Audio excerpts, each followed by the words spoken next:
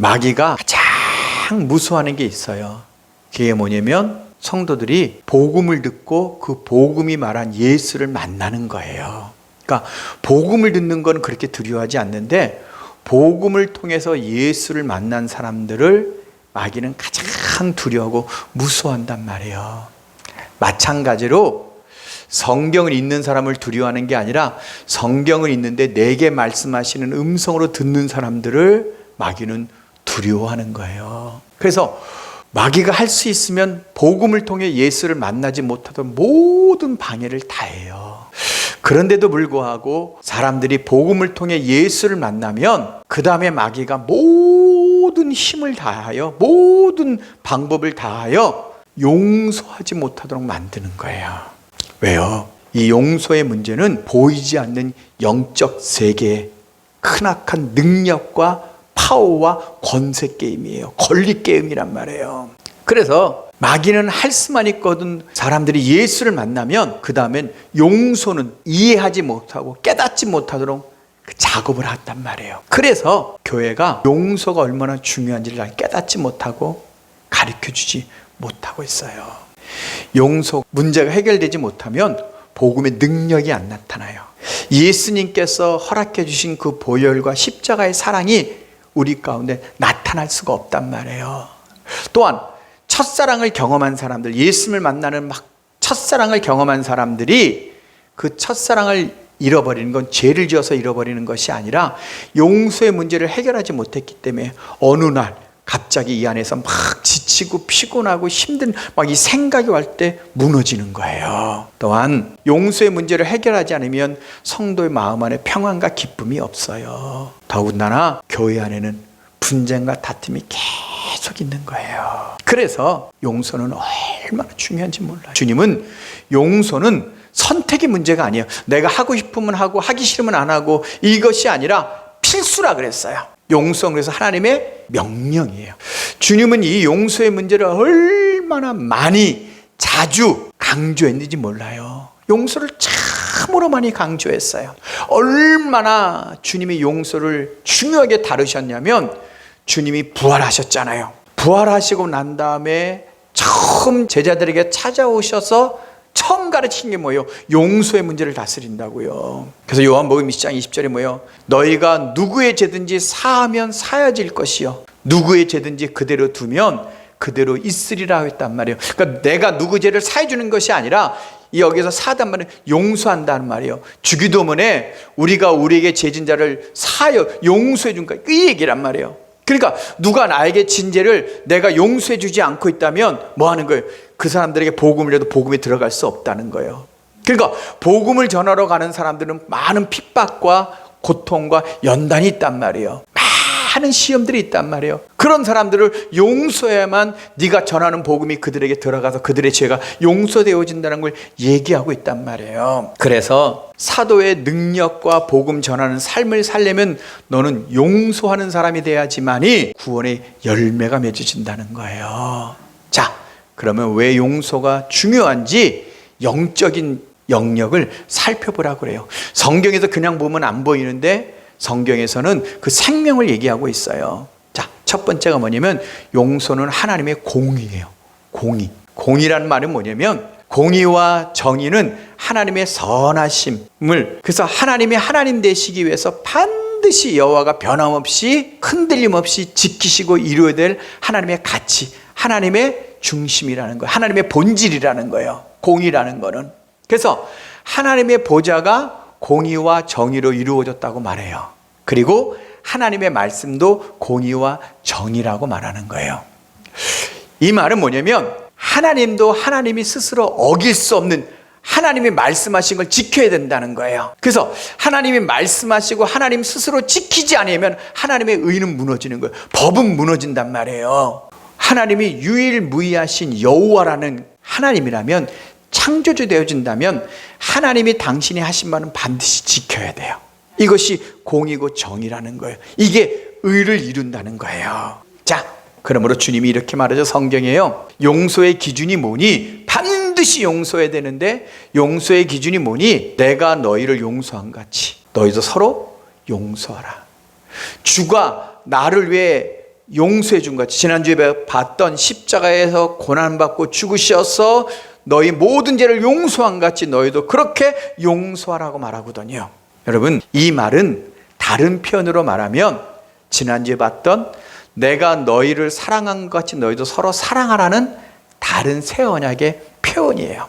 새 언약을 주면서 서로 사랑하는 말을 많이 강조한 것보다 더 강조한 게 뭐예요? 용서라고 강조하셨어요. 서로 사랑하라. 내가 너희를 사랑하지 서로 사랑하라는 말보다 더 많이 강조한 게 뭐예요? 내가 너희를 용서한 같이 용서하라 그랬어요. 왜요? 용서했다면 사랑을 실천한 사람이니까. 그 계명을 지킨 사람이에요. 그러나 용서하지 않았다면 하나님의 계명을 지키지 않은 사람이란 말이에요. 지금까지 세상의 모든 흘러온 역사는 여러분 피의 보복의 역사예요. 힘 있는 사람이 없는 사람들을 빼앗고 노예를 삼아서 착취해서 세상이 만들어봤기 때문에 세상은 인과응보예요. 반드시 원한이 있으면 갚아야 돼요. 그런데 유일하게 기독교만은 사랑의 종교예요. 사랑이 뭐냐? 용서하라는 거예요. 용서는 사랑처럼 기독교에만 있는 거예요. 용서하라. 왜 기독교만 있을까요? 이게 성경에서 말하고 있는 아주 무서운 진리예요. 십자가에서 우리의 죄는 용서했지만 내가 살아온 죄의 형벌은 남을 용서할 때 용서되어진다는 거예요. 예수 믿는 사람이 진짜 이기적인 이유는 죄를 막 짓고도 내가 예수 믿으면 그냥 천국 가요. 말이 안 되는 거예요. 여러분, 그래서 많은 분들이 그런 얘기를 하거든요.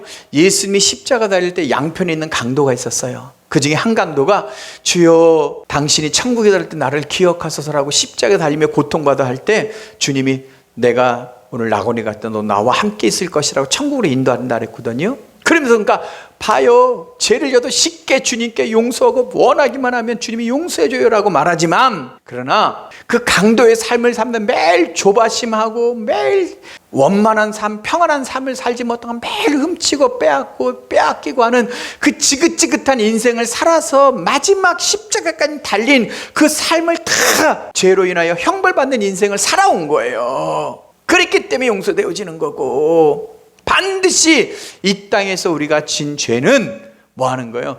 그만큼의 형벌을 이 땅에서 받아야만 우리가 천국에 들어가서도 하나님이 우리의 죄는 용서하고 우리를 받아주시는 거예요. 자 보세요. 여호와란 이름이 하나님 자신의 성품을 드러낸단 말이에요. 그래서 이것이 여호와 이름이 공이라는 거예요.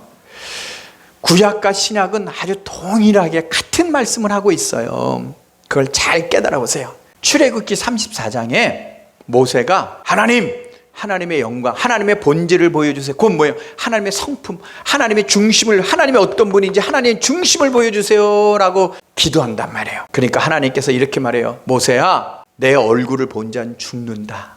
그러므로 내 얼굴은 보지 못하게 내가 너에게 내 손으로 가려서 내 선한, 내 본성의 등만 보게 할 거야 라고 하면서 모세를 산으로 올려요. 그리고 모세가 설 때 하나님이 지나가요. 지나가시는데 하나님이 스스로 뭐라 그러면 하나님의 이름을 선포해요. 나는 여호와다. 하나님의 얼굴을 보지는 못하는데 하나님 뭐예요? 하나님의 이름이 이제 나는 여호와다, 나는 여호와다 두 번이나 이름을 선포한단 말이에요. 그게 뭐예요? 하나님의 이름 속에 하나님의 성품이 들어있다는 거, 하나님의 의가 들어있다는 거예요. 그러면서 당신의 이름이 여호와인데 그 여호와의 뜻을 해석해요. 그 이름의 여호와의 이름의 뜻이 뭐예요? 나는 자비롭고 은혜롭고 노하기를 더디하며 인자와 진실이 많은 하나님이다. 내 인자를 천대까지 베풀며 악과 죄와 가실은 용서하나 형벌받을 자의 형벌은 결단코 면제하지 않는다. 그래서 아비의 악을 그 3, 4대까지 벌을 3, 4대까지 내릴 것이다. 이렇게 말했단 말이에요. 그게 여호와라는 뜻이에요. 하나님이 아비의 악을 3, 4대까지 내가 다 그 벌을 받게 하리라. 이 말은 뭐냐면 하나님은 절대 죄를 짓지 말라라는 간절한 아버지의 표현이 들어있는 거예요. 그래서 나중에 에스겔에 보면 하나님이 이제 아비는 아비의 죄로 벌을 받고 자식은 자식의 죄를 받고 각 사람은 각각의 개인의 죄로 벌을 받을 것이다 라고 하나님 나중에 용서하시고 자비와 은혜를 베풀지만 출애굽기 33장 아까 본 7절에 형벌은 면하지 않을 것이다. 이것이 하나님의 공이에요. 이 말이 뭐예요? 그래서 잠언 3장 12절에 이렇게 말하죠. 대저 여호와께서 그 사랑하시는 자를 징계하시기를 마치 아비가 그 기뻐하는 아들을 징계한 같이 징계하신다 그랬어요. 신약은요 10에서 12장 6절에 주께서 사랑하는 자를 징계하시고 그가 받아들이신 아들마다 채찍질함이라. 하나님이 아들과 같이 너희를 대우하시는 게 뭐니? 징계하고 채찍질하는 게 아들로 인정한 거야 라고 말하는 거예요. 그냥 다 용서해 주시는 게 아니에요. 반드시 벌은 그대로 남아서 받아야 된다는 거예요. 그러니까 성경이 뭐예요? 빨리 엎드려서 낮아져서 하나님께 회개하라는 거예요. 그래서 계시록 3장 19절에 무릇 내가 사랑하는 자를 책망하며 징계한다. 이게 아부 주님이 말씀하신 거예요. 그러므로 내가 열심을 내라. 그리고 회개하라고 말한 거예요. 그래서 다윗이 시편 103편에 이런 얘기를 했어요. 10절에 우리의 죄를 따라 우리를 처벌하지 아니하시며 우리의 죄악을 따라 우리에게 그대로 갚지 아니하셔서 우리에게 인자와 자비를 베푸신다는 거예요. 우리가 100% 죄를 졌으면 100% 형벌을 내리는 것이 아니라 죄는 용서해서 벌은 받아야 되지만 우리가 진실로 회개하면 그 벌을 10% 또 20%, 5%로 감면해 주신다는 거예요. 그러나 반드시 벌은 받아야 된다는 거예요. 자, 이것을 주님이 어떤 비유로 설명했느냐? 마태복음 18장에 베드로가 주님께 와서 이렇게 말해요. 주님, 형제가 나에게 죄를 지면 몇 번이나 용서해야 됩니까? 7번까지 할까요? 라고 물어봐요. 그랬더니 주님이 뭐라 그러면 7번뿐만 아니라 70번까지 490번까지 너는 뭐야? 이거 용서해야 된다라고 말하는 거예요. 그러니까 반드시 너는 용서하지 않으면 안 된다는 거예요. 죽더라도 힘들어도 애를 써도 용서해야 된다는 거예요. 그러면 주님이 이런 비유를 드려요. 천국에 종들을 결산하는 왕 임금이 있는 거예요. 임금은 하나님을 상징하거든요. 근데 그 임금에게 종이 10,000달란트를 빚을 졌어요. 그래서 임금이 그를 불렀어요. 너 빚을 갚아라. 또 너와 너 자녀와 네 아내와 네 재산을 다 팔아서 다 내 빚을 갚아라. 이렇게 말하는 거예요. 10,000달란트를 빚졌는데 그때는 그가 제발 용서해 주세요. 우리는 그럴 수 없고 갚을 능력이 없어요. 라고 간절히 구하니까 임금이 뭐예요? 네, 그러면 너의 빚을 다 탕감해 주리라. 용서해 준 거예요. 그래서 그 사람이 떨렁떨렁 기뻐서 막 나왔는데 자기의 동료 친구를 만났어요.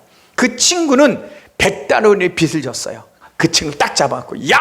100달러 빚을 갚아 했더니 나 지금 갚을 돈이 없으니까 조금만 기다렸더니 안 돼! 그리고 이 사람을 끌어다가 고소해서 감옥에 집어넣었다는 거예요. 이 주님이 비유 드린 거예요. 이걸 듣고 나서 이 동료 친구들이 그 임금에 가서 이야기한 거예요. 아니 이 사람이 10,000달란트를 빚졌는데 100달러 빚진 자를 용서해 주지 않았어요. 그러니까 임금이 듣고 나서 그 사람 부르라는 거예요. 그리고 하는 말이 뭐라 그러면 내가 너에게 10,000달란트를 용서해 줬는데 너가 빚을 탕감해 줬는데 너가 100달러의 빚을 탕감해 주지 않는다고? 이제부터 네가 내게 빚진 10,000달란트의 빚을 다 갚을 때까지 너를 옥에 가두라 해서 그를 옥에 가둔다고 주님이 말씀하셨단 말이에요. 그러면서 주님께서 이렇게 말해요. 형제를 용서하지 않으면 하늘에 계신 너희 아버지께서 너희들에게 이렇게 하신다는 거예요. 여러분, 데나리온 100데나리온 빌려주고 용서해 주는 100데나리온이 뭐냐면 데나리온은 하루 노동자의 일당이에요. 그러니까 단순하게 그냥 쉬운 일을 하면 7만 원을 계산하면 100데나리온은 뭐냐면 700만 원이에요. 그런데 10,000달란트는 오늘날 우리나라 계산하면 얼마냐면 7만 원으로 계산하면 4조 2천억 원이에요. 6,000배. 그러니까 4조 2천억을 탕감받아 놓고도 요 이기적인 놈이 700만 원을 용서를 안 해주는 거예요. 뭘 말할까요? 주님이 우리를 위해 용서해 준 것과 네가 사람을 용서해 준 거의 비교를 얘기하시는 거예요. 내가 너를 위해서 용서해 주기 위해서 네 죄를 사해 주고 네 잘못을 사해 주기 위해서 내가 받은 그 채찍과 고난과 십자가의 죽음과 네가 이 사람을 그냥 용서해 주는 것과 비교할 때 비교가 되냐 안 되냐? 안 된다는 걸 얘기하고 있는 거예요. 여기서 옥에 가두라고 말하거든요. 옥에 갇힌다는 게 뭐예요? 거기에 붙들리고 평생 노예로 산다는 거고 옥절은 귀신들을 상징하는 거예요. 이 말이 뭐예요? 죄는 용서받았지만 내가 죄를 지음으로 말미암아 서로 상처를 주고 아픔을 주고 고통을 주고 슬퍼하고 원망하는 이런 마음에서 벗어날 수가 없다는 거예요. 일생 못 벗어난다는 거예요. 주님이 십자가 죽어서 저주는 사라졌지만 그 죄로 인하여 만들어진 고통, 질병, 슬픔, 상처는 계속 마귀가 이걸 가지고 우리를 이용한다는 거예요. 여기 감옥에 갇혔기 때문에. 여러분, 사람은 나를 고통 주고 고난 주고 아프게 한 사람은 죽고 다시는 못 보고 떠나가도 상처는 남아있는 거예요. 그러면 그 사람에게 받은 이 상처가 똑같은 사람을 만나면 일어나는 거예요. 이게 마귀가 귀신이 안에 감정을 일으키고 있는 거예요. 역사를 일으키고 있는 거예요. 그래서 쉬운 예를 들어보면 학교에서 옛날에 선생님들 너무 매맞고 아버지에게 그렇게 매맞은 성도가 교회를 나오게 되어지면 용서 문제가 안 되면 목사님이 권위적이고 이렇게 하는 목사님 뵈면은 막 이 안에 막 감정이 올라와요. 괜히 좋은 말인데 막 여기서 막 올라오는 거예요. 이게 뭐 용서의 문제가 해결되지 않으면 막 이 안에 감정이 막 올라오니까 뭐 하는 거예요? 목사님을 대적하고 싫어하는 일들이 이루어진단 말이에요. 그 사람은 죽었어도 그 감정은 내 안에 남아있는 거예요. 이게 머릿속에요. 그래서 꿈을 통해서 뭐 하는 거예요?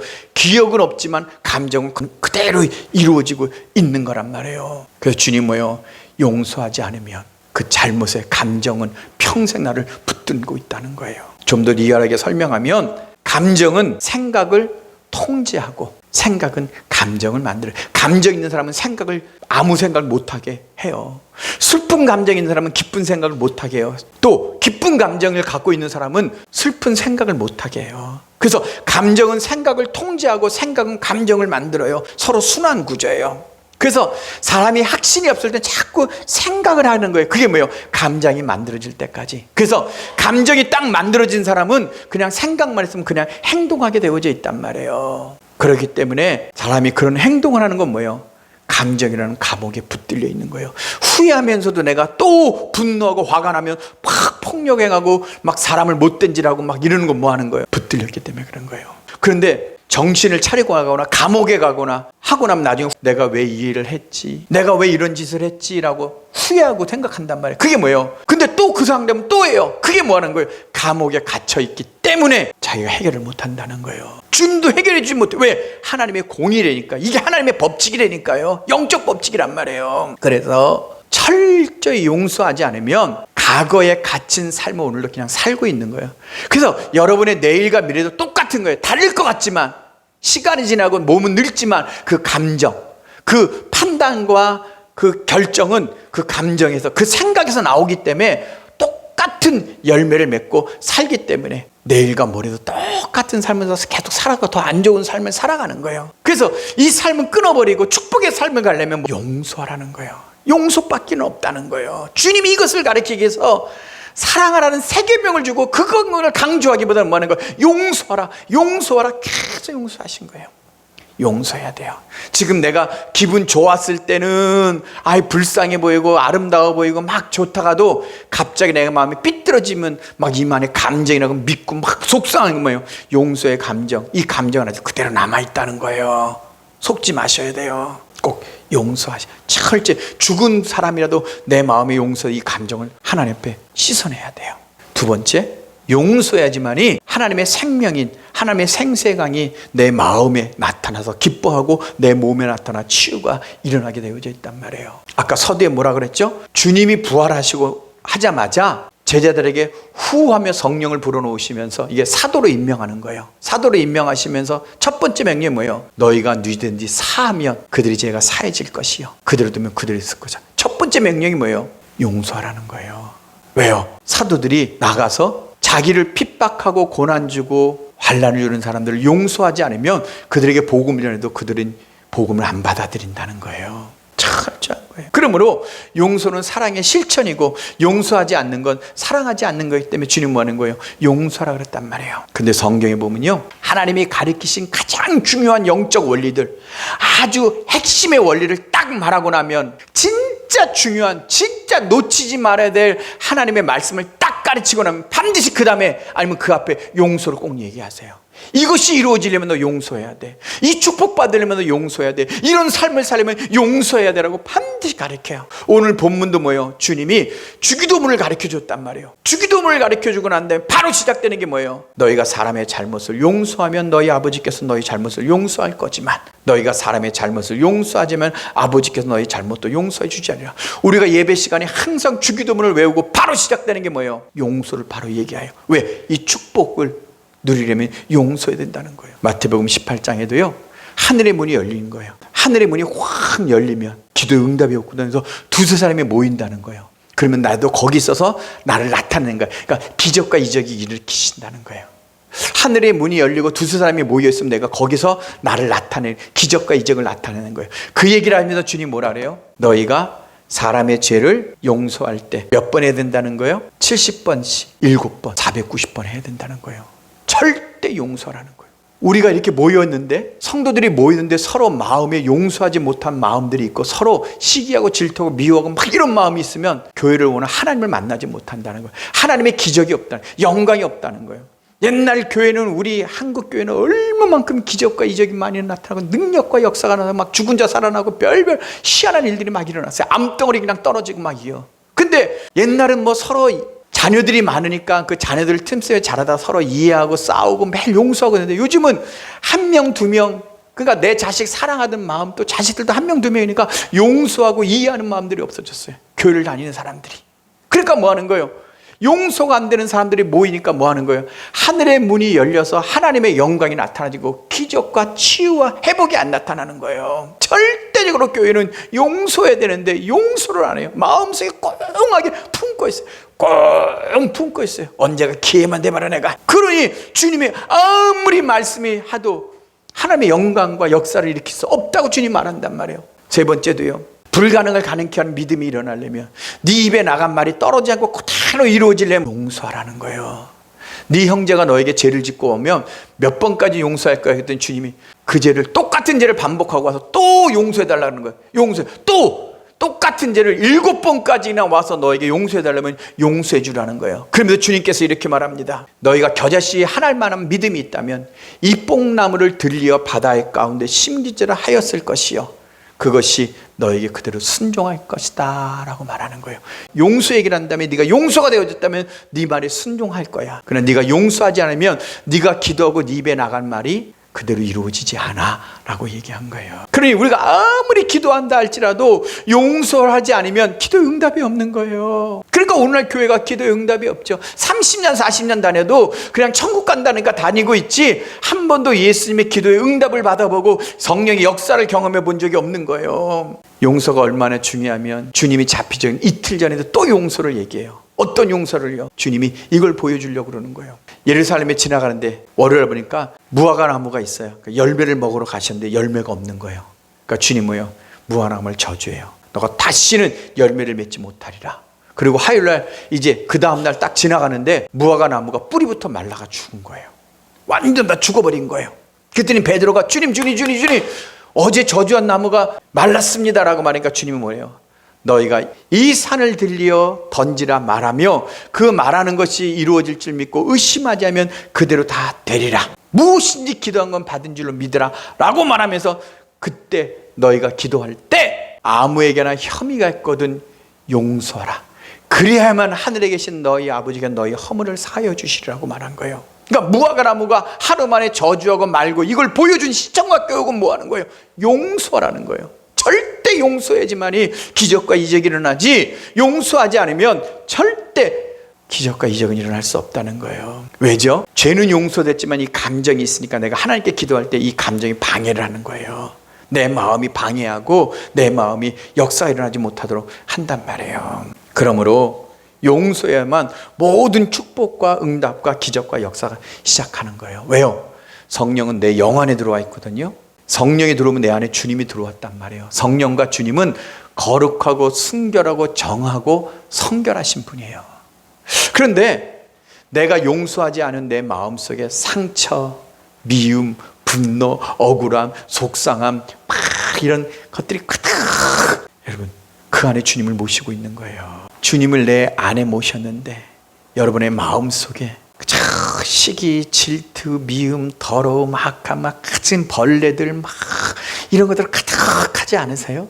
근데 그걸 해결을 못하는 거예요. 그걸 해결을 해서 정리를 해야 되는데 그냥 자기 마음에 갖고 있는 미움, 자기 마음에 갖는 속상함, 막 불평을 계속 품고 주님을 그 안에 모셔놓은 거예요. 그러니 주님이 거기서 쉬운 예를 들어볼게요. 우리 딸이 안에 있는데, 우리 예쁜 딸, 저 시집 갈 때도 시집을 못 보낼 것 같은 딸 있는데, 근데 거기에 막 나쁜, 막 담배 피우고 막 못되게 몰려다니는 막 청소년들이 우리 딸을 막 감싸고 막 데리고 다녀봐요. 뒤집어질 거예요. 막 난리가 날 거예요. 근데 여러분이 가장 사랑하고 가장 소중하고 가장 깨끗하고 아름다운 주님 옆에, 그 주님 주위에 뭐가 그 어둠의 것들, 그 사악한 귀신들로부터 붙들린 그 감정들이 꽉 차고 있는데 주님이 어떻게 여러분 속에 역사할 수 있고 여러분 속에 어떻게 축복할 수 있어요?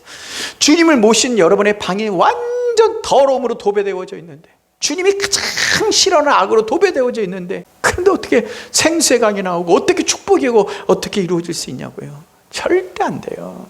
끔찍한 일인데 여러분은 끔찍하게 생각하지 않는 거예요. 반드시 기억하세요. 성령은 내 안에 들어와서 나를 통해서 내 영 안에 있기 때문에 내 영이 막 기뻐 충만하면 내 마음을 주장하게 되어지고, 그리고 내 마음이 주장되어지면 이제 육으로 와서 내 육을 바꾼단 말이에요. 그래서 뭐예요? 영으로 육을 다스리면 육이 살 것이라고 얘기했단 말이에요.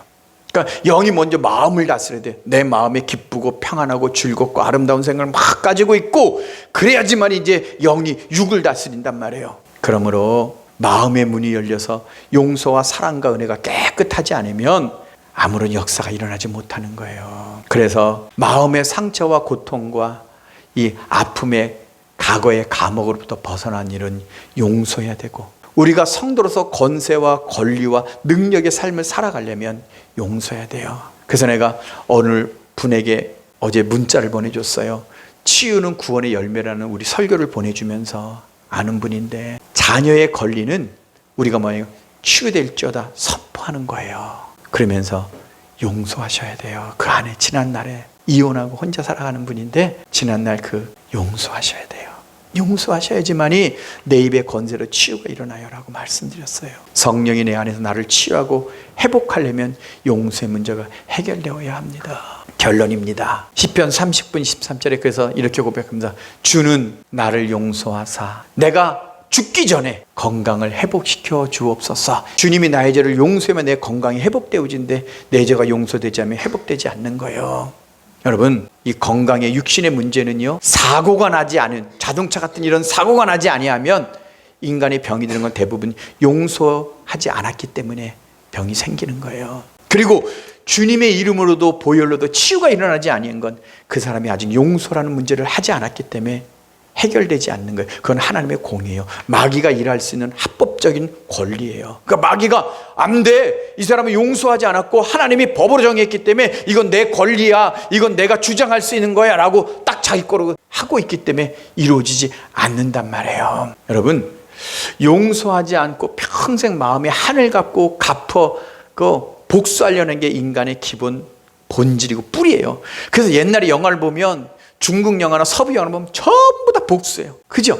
전부 다 아버지로부터 형제부터 다 죽고, 그걸 평생 무술, 10년, 20년 무술을 닦고 다 복수하고 그거 끝나는 거예요. 그러면 그걸 끝나나요? 그거 자기 죽은 또 그 집 아들은 또 어떻게 할 거예요? 계속 영화가 전부 다 이거예요. 그거 외에는 없어요. 전부 다 복수야. 그 복수를 끝내서 끝나면 그 사람이 행복 같지만, 아무것도 모르는 자식들은, 아무것도 모르는 사람들은 계속 복수가 내려가는 거예요. 그래서 아까도 얘기했지만 주님의 첫사랑의 이 문제는 죄를 져서가 사라지는 게 아니라, 용서하지 못한 문제가 있다면 어느 날 내 마음을 확 잡는다면, 내가 약해졌을 때, 그러면 힘들어, 지쳐, 예수 믿은 내가 이렇게 충성하고 헌신했는데 이런 기쁨을 안 준단 말이야 하고 스스로 하나님의 말씀대로 순종하지 않았기 때문에 그래요. 그래서 주님은 새 언약을 강조하기보다는 용서를 더 많이 강조한 거예요.